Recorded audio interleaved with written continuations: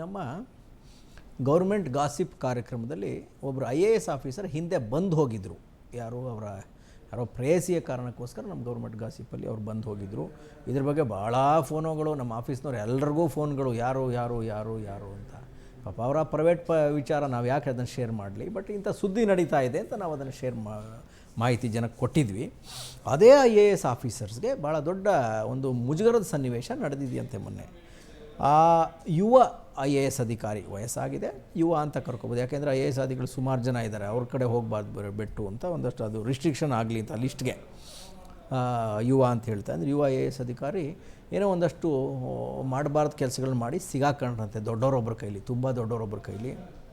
ದೊಡ್ಡವರೊಬ್ಬರು ಕರೆದು ಅವ್ರನ್ನ ಬಾಯಿಲಿ ಅಂತ ಕರೆದು ಬಾಗಿಲು ಹಾಕಿಸಿ ಒಬ್ಬನಿಗೆ, ನೀನು ಮಾಡೋದೇನು ಗೊತ್ತಾಗಲ್ಲ ಅಂತ ನನಗೆ ಅನ್ಕೋತಾ ಇದೆಯಾ, ನೀನು ಏನೇನು ಮಾಡಿದೆಯಾ ಎಲ್ಲ ನನಗೆ ಗೊತ್ತಾಗುತ್ತೆ ಅಂಥೇಳಿ ಕಪಾಳ ಮೋಕ್ಷ ಮಾಡಿದ್ರು ಅಂತ ಸುದ್ದಿ.